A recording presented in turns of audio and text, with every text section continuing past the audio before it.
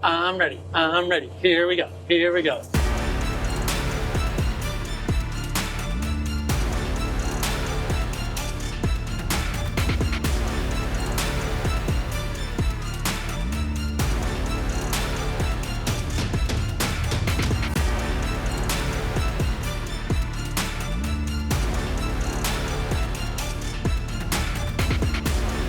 What's happening, everybody? It's been a minute since we did a log form video. Been very busy. Worst YouTuber ever here. You gotta remember, I went to King of the Hammers. I was gone for 3 weeks. A lot of stuff happened in that 3 weeks, but then when I came back, I ran into another storm of stuff because I wasn't here. So we're finally getting around to editing this video. We go out to King of the Hammers every year, but this year was a little different because we were out with the X-Rock crew putting on our first West Coast event. We were invited by Dave Cole himself to come out to the Hammers and show our stuff off, which was super cool. Once again, we cannot thank Dave enough for all the hospitality and letting us join the King of the Hammers family. It was a really cool experience. Definitely way different than any other time I've ever been out to King of the Hammers. The trip out there was pretty good. I only blew one trailer tire in Oklahoma. It took us 4 days to travel. We could have done it in 3, but we would have showed up at the ranch, which is Dave Cole's place out there, at like 2 o'clock in the morning. And we didn't want to do that. Trip was all right. Hans and I rode in the semi out, all the way out. We had the red truck, Mike Huber's JK, and our other friend's little Jeep thing. We first got there and I immediately got the tractor trailer stuck. This is just stupid. 4 parts, 4 lines to the front. We're moving it though. It's heavy. I've never reached anything that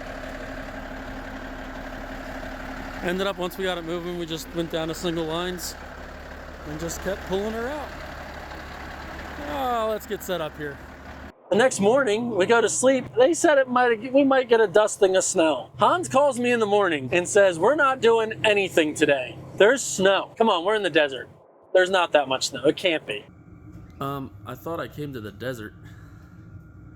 No joke. When I opened that door, I was so excited to see the amount of snow. There was about 6 inches of snow on the ground. I put a mud flap at the end of my steps to try to stop the sand from coming in my trailer. Of course, it was a nice smooth rubber surface with snow on top of it. I hit the bottom of the steps and my feet went flying out from underneath me. I wish I had it on camera because it was comical. We really didn't do much that day, but I did go to Dave Cole's ranch and I walked in and I looked around. I said, everybody, I'm sorry.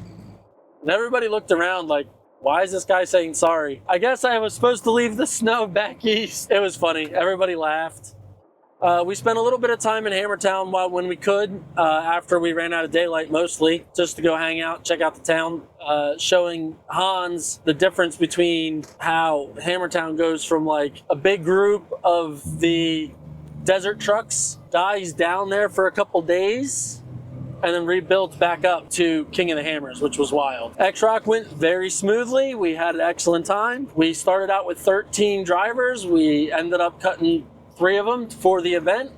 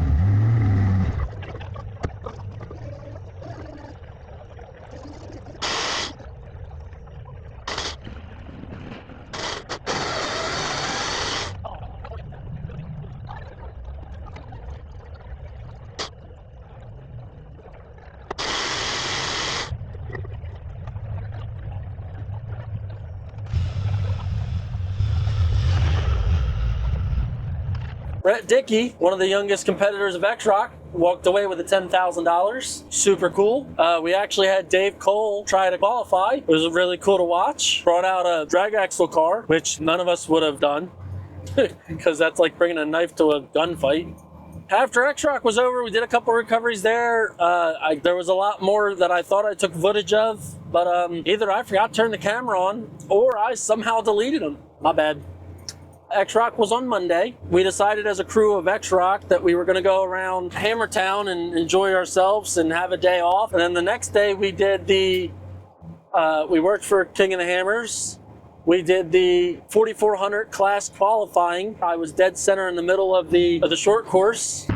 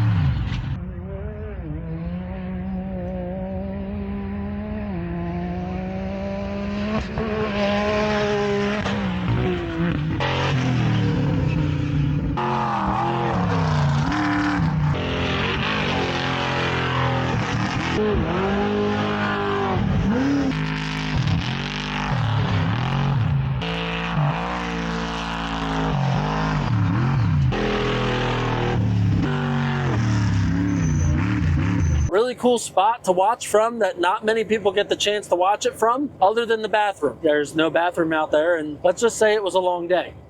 So after 4400, we all went to bed. We woke up in the morning to do the side-by-side main race. At the end of the day, lots of broken side-by-sides everywhere. We started out by getting 3 side-by-sides out of Jackhammer, went back to Ops. We had a conversation. There was 3 side-by-sides still out on course that had to be handled. One was in Sunbonnet that they pretty much said they were going to helicopter out in the morning in the first light. Then there was one at the bottom of Aftershock, and supposedly getting to Aftershock wasn't a big deal. I was like, I'll go handle that. It's not a problem. Dave Cole went out to Sunbonnet to go pick up the driver from the one that was there, and then somebody else went somewhere else, and I don't remember where that was. And I think they just ended up taking parts out to that guy so he could continue on and bring it home. I downloaded Onyx, so I set a point to the bottom of Aftershock, and Onyx was pretty good to label where the red spots were in the trails. Well, Sunbonnet was one of those trails that was a pretty tough trail that wasn't marked as a bad trail on Onyx. So I set the waypoint, went all the way out to Remote Pit 2, and basically Onyx said just go straight out of Remote Pit 2, drop down between the mountains, and I should have been there. Well, I didn't know where I was. I could still have communication with Ops on my radio. I had the co-driver to the vehicle I was going to get, who said he knew where the car was originally, but then when we got going, said he didn't know where the car was. So that was cool. Well, the next thing I know, I'm in a pretty rough spot, basically a little waterfall I had to drop down. When I went to drop down the waterfall, a rock rolled with my front tire, which then made it from a straight drop to a cross camber. And I realized the truck dropped, the front nose stayed up and rolled. As I was rolling, I did turn into the roll, stabbed the throttle to keep the truck level. Well, I hit a rock the size of my semi. It was bad. I bent the whole front corner of the truck in. All the stuff went flying to the front and flew out the doors. It was an intense moment. Last night I went on a crazy mission. We got in a little bit of a wreck. Messed up my front bars a little bit, but everything else is okay. Knocked the rock light off. To get that I ended up having to winch myself backwards to get myself lined up to get out of that spot, keep going down the trail. I'm in communication with ops. I should have took a transponder is what I should have done. Finally, I come up to this car that's in the middle of the trail. And I get on the radio and I say, okay, ops, I am by car number, I think it was like 665 or something like that. 665 was the car that was in Sunbonnet that they said they were gonna have to helicopter out in the morning. Joke's on them, because we took that thing home with us. Got down around it, winched it back on its wheels, spun it around, hooked it up. Then the ability to be able to watch me on the transponder that was hooked to the car to tow it out, which was cool. Then we ended up finding another car out there that didn't have a transponder on it. So we put the car I was towing next to that car so they had a location on it. After we got out of that trail, we were at the bottom of Aftershock, which then we found the car that we were originally supposed to be going after. And once we figured that out, we got hooked up to that car and we drove up the easy way of Aftershock and got that car back to Hammertown for the people that needed it. In the morning, I went back out there and picked up the car that didn't have the transponder on it, towed that to Remote Pit 2 for that team, and I didn't have time to go back to get that third car. I still to this day do not know how that car got out of there. I know the front end was ripped off it. So then they had us go to Idle Issues and Chocolate Thunder. I got put onto the Idle Issues side. We had a competitor went up Idle Issues about 3/4 of the way up and rolled over in the middle of the trail. When they flipped, they were in a really hairy spot because if they didn't rig it properly, the car would have rolled back down. So they sent me and 2 other guys up to the top of Idle Issues to rig it. I think I ended up putting a 3-part line to it from the front of the car to a rock up forward, back to the car, over to the side to another rock, and then we went back up to the front tire of the car with the last line. Doing this allowed the car to stay up on the hill with the front part of the line, then a redirect came to the body to the rock and back to the front tire. So this way, it was pulling on the highest point of the car to roll it over, but yet still supporting it forward, so it didn't roll down the hill after it landed. After we used the car's own winch to do this. We didn't have any other lines. We just had a bunch of equipment off my truck. Snatch blocks, flat straps, raptor slings. We had a whole bunch of stuff. Got it rolled over. Then he tried to drive forward and ended up the front end just lifting right up like off the ground, almost rolled over again. So I drove the truck up around, got on top of the hill, and the guy used me as an anchor point to winch up the hill. At that point, we did not have any other anchor points set up there, and we probably should have, but at that point, it was like I want to say it was like the 4th or 5th car that decided to go up Idle Issues that had this problem. As he was winching up, he ran out of winch line because we've had a strap between the two. So just to get him out of there, and he was on a wonky spot, so if we had to unhook and try to re-rig and everything, it would have been just as dangerous. So I just put the truck in reverse and backed up. That's when disaster struck. Welcome to the fun show. We've got some little bit of issues here. Red truck's up there on the hill. I'll show you guys what's going on and what we got to do to get it out of here.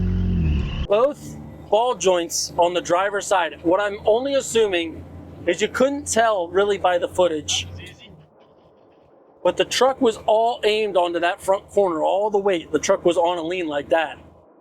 So when I put the truck in gear and backed up, the truck even elevated more because we were off the front corner of the bumper. We weren't hooked to my winch. We were hooked to the side, front corner of my bumper. And when I reversed, the truck just kind of picked up the rear end, and all I heard was a clunk and the front end of the truck dropped. At that point, I honestly thought one of my link bars broke, something drastic. I mean, it was pretty drastic, but it wasn't anything that couldn't be fixed, which is a good thing because I had to put it in the trailer. So I had to fix it to take it home. I got out of the truck, realized that both ball joints let go at the same exact time. It didn't split the C. It didn't break the knuckle. Everything just separated. The snap rings were still in the ball joints. The bolts were still in the ball side.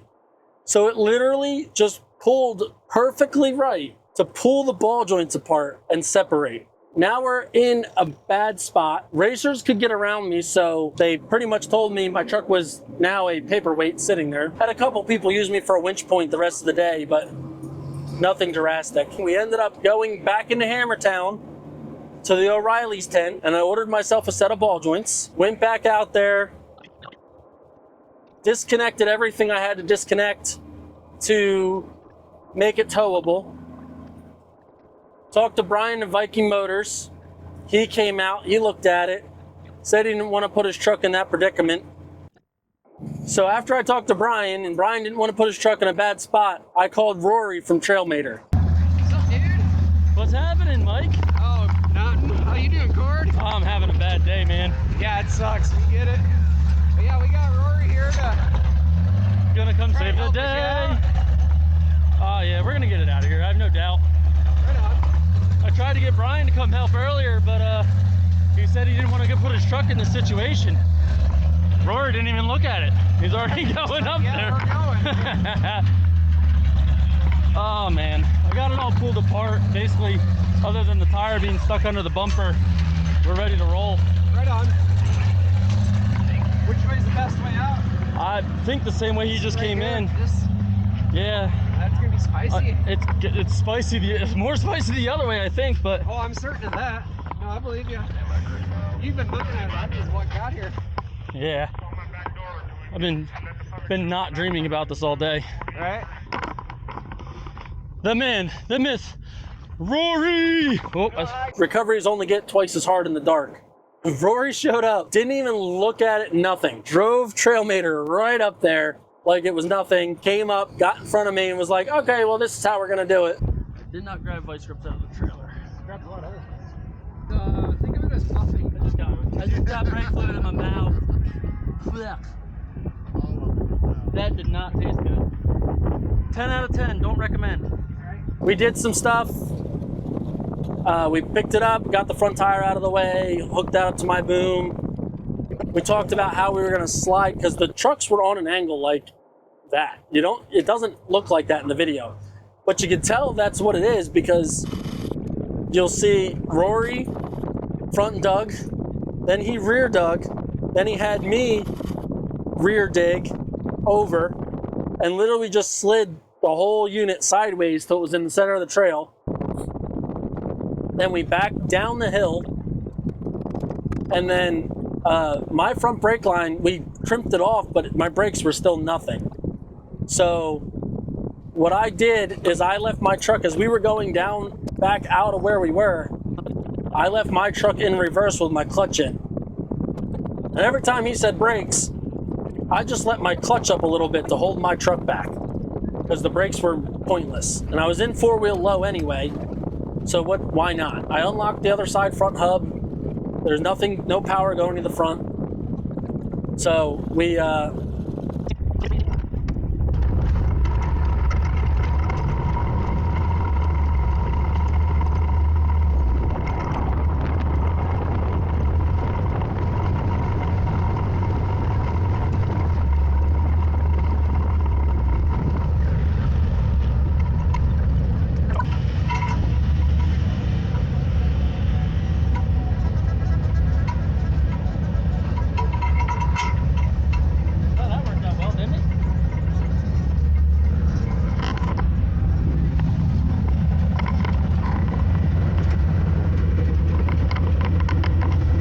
undoing his cross straps. It's back on now. Oh. Maybe mine will turn back on. Yeah, it's very bright. Mine works. They're not on, but mine work.